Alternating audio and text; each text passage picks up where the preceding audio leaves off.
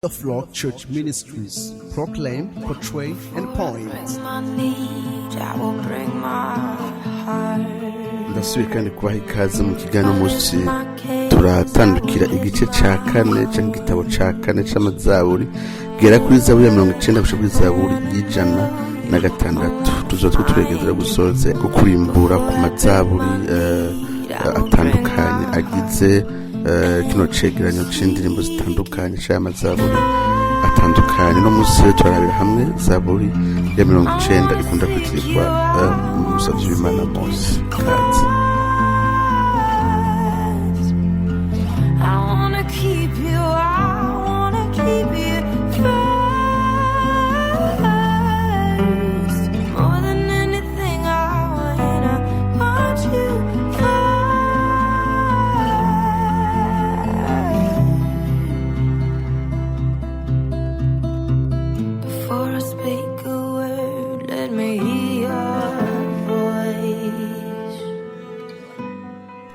Zaburi rero igaragara nka Zaburi yo gusenga kwa Mose havuye nayo nyene yandikwa mu buryo bw'icese, mu buryo bw'indirimbo. Bamwe bariyumvira yuko Dawidi ashobora kuba yari afise inyandiko mu nyuma akayihotusha akagira ukuntu ayihinyanyura nawe, ku buryo bamwe biyumvira bati iyi ni Zaburi ya Mose ariko kandi ni ya Dawidi yoba yarahinyanyuye akoresheje amajambo y'umusavyi w'Imana Mose. Kandi Zaburi iravuga ko ifataniye n'ikirere canke n'ikibuga c'igihe abatasi bazana amakuru mabi maze Abisirayeli bose bagatakaza kwizigira no kwizera Imana, maze Uhoraho akavuga amajambo dusanga mu gitabo co Guharura 14 ku murongo wa 27 gushika kuri 37. Uhoraho abarira Mose na Aroni ati, nzogeza he kwihanganira ishengero rimeze nabi rihora riranyidodombera? Numvise imyidodombo y'Abisirayeli banyidodombera, babarira tuku nikura hagize, utarayiguraho kwiwe uti ivyo yumvise mwivugiye nivyo nyene azobagirira, uti imivyimba yanyu izogenda ihindikirana muri ubu bugaragwa. Utabaharuwe mwese uko mungana uhereye kwa maze imyaka 20 no kuja hejuru, uko mwaka mwidodombeye uti nukuri mukazogera mu gihugu yarahiye amanitse ukuboko kwazokibaha ngo mukibemwo. Shiti, Kalebu mwene Yefune na Yosua mwene Nuni. N'amajambo nkaya ashitsa ku murongo wa 37 aho tubona ko Imana iravuga yuko izohana gose urunganwe gose rw'Abisirayeli bavuye muri Egiputa, ikabahanira mu bugaragwa bose bagapfira mu bugaragwa, hakazokwinjira mu gihugu c'isezerano Yosua na Kalebu gusa. Mose amaze kumva amajambo, abantu bavuga yuko ashobora kuba ariyo yatumye yandika Zaburi dufise nk'isengesho mu gice ca 90 c'amazaburi.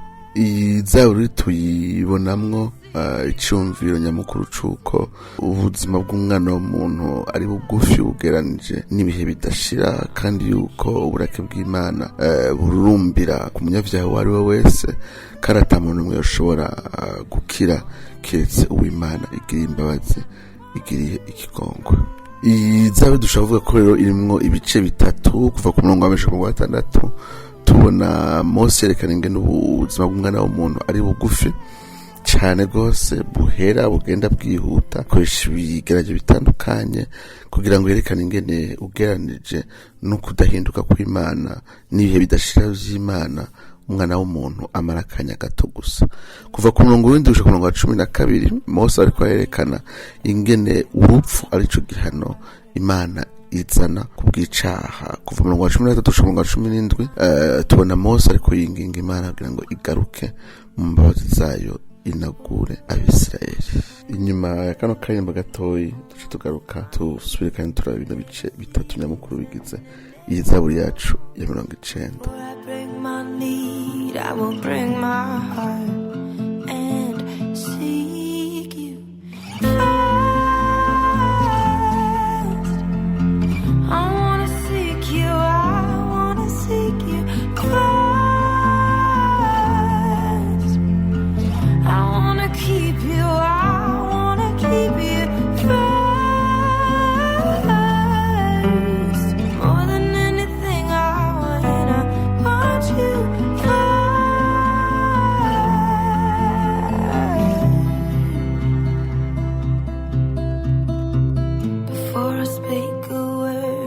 me your voice,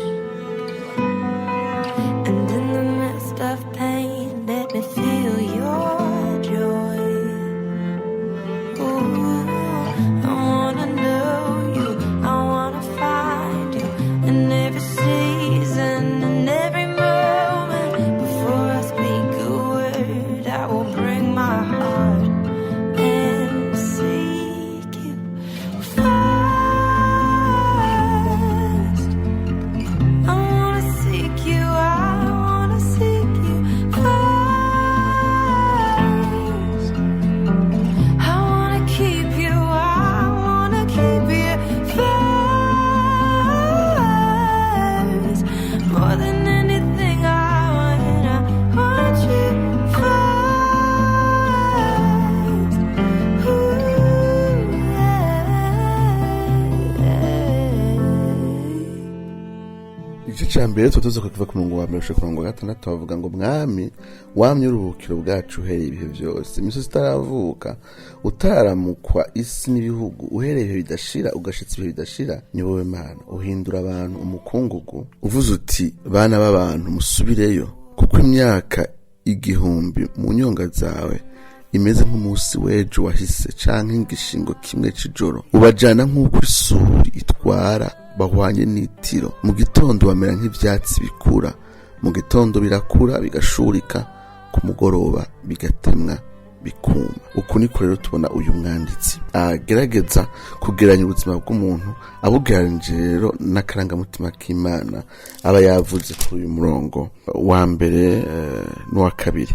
Avuga yuko Imana ari ibihe bidashira, yahereye ibihe vyose. Akavuga yuko iyo Mana itararema ikintu cyose ngo umwanya utangure guharurwa, yoyo yamye ibihe bidashira, itagengwa n'ikintu na kimwe n'umwanya, kandi iyo Mana yamye ariyo yonyene ifise ukubaho, ariyo yonyene la seule réalité imbere yuko ibindi bintu byose biremwa. Amaze kuvuga uko kuntu Imana imeze, acatangura kugira ibicapo bitandukanye agereranya ubuzima bw'umwana w'umuntu.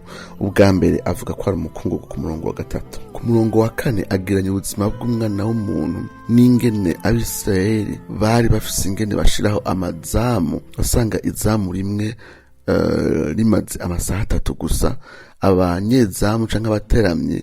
Iri jambo ngo igishingo kimwe ni jambo gerekana umwanya umuteramye yamara.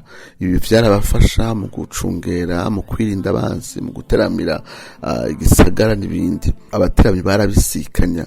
Rero agereranya ubuzima bw'umwana w'umuntu nkaho umenga ni kajya kanya abateramye babisikanya gusa mw'ijoro. Ubwa gatatu agereranya ubuzima bw'umwana w'umuntu n'isuri, ingene ubuzima bw'umuntu burengana ngo bumeze nk'ikintu gitwawe n'isuri.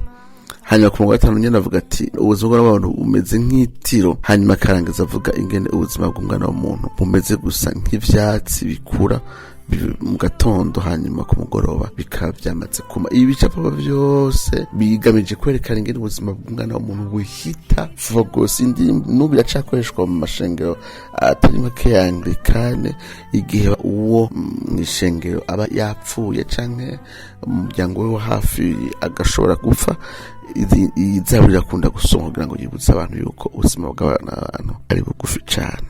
Umurongo w'indwi gushaka umurongo wa 12 Mose aratangura kuvuga ingene muri uwo mwanya mutonya gusa tumara. Acaza n'ikindi kintu ca kabiri ca gatatu, abatanguye avuga uburangamutima bw'Imana bujanye n'ukubaho kwayo kw'ibihe bidashira. Agaca avuga rero ingene umwana w'umuntu acumura kuri iyo Mana idasanzwe, akayicumura ko nawe ari umuntu w'akagisase, maze uburake bwayo bugaca buziriringa kuri ico kiremwa ubwacu gisanzwe gifise ukubaho kugufi kandi ukubaho kuri fragile. Rero Imana hamwe yoza suka uburake bwayo bwose ku mwana w'umuntu kubw'icaci wo gucumura kuri iyo Mana ihambaye gutyo yamyeho, kandi ariyo yonyene la réalité absolue. Rero utusanga ukubaho k'umwana w'umuntu ari ukubaho kugufi kandi kurimwo ibibatso. Umurongo wa 12 Mose arangiza avuga ati nutwigishe guharura imisi yacu, twigishe kubona yuko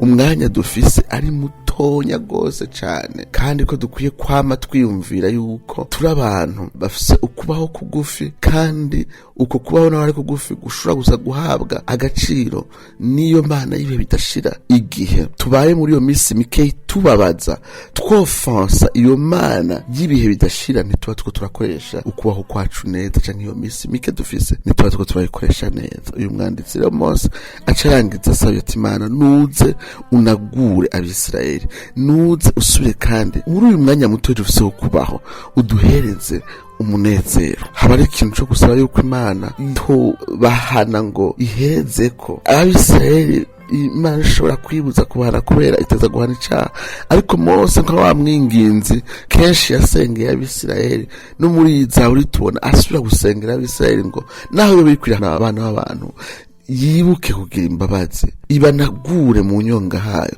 ibaheze umunezero, kandi ikomeze umugambi wayo, igikorwa cayo ku ruhande rumwe ni Israeli nk'ihanga Imana yashizemwo, kandi biciye muri iryo hanga ishitsa irangura iserura umugambi w'agakiza, kandi iserura ubwami bwayo mw'isi. Hamwe rero yoza irarakira Abisirayeli igaherezako bohenebera gose, maze igikorwa c'Imana canke umugambi wayo wo guserura ubwami bw'Imana mw'isi biciye muri hanga, ugasanga umugambi rero uragiye mu kaga. Tubona rero Mose asaba yuko Imana yogirira ubuntu Abisirayeli. Ibi dutara kwiyumvira rero twebwe tuti mbega turarimbura iyo Satani ariko araduhenda muri uyu mwanya muto dufise kwaho kw'isi, tukawukoresha mu kubabaza Imana yewe bidashira, bwari buryo bwa mbere bubi bwo gukoresha ukubaho kwacu hano kw'isi. Ubwa kabiri, iyo iyi Mana yewe bidashira itagengwa n'umwanya tuyemereye, ikaza mu buzima bwacu bugufi kandi bugengwa n'umwanya, ikizi kabuhereza insobanuro nshasha, insobanuro idahera,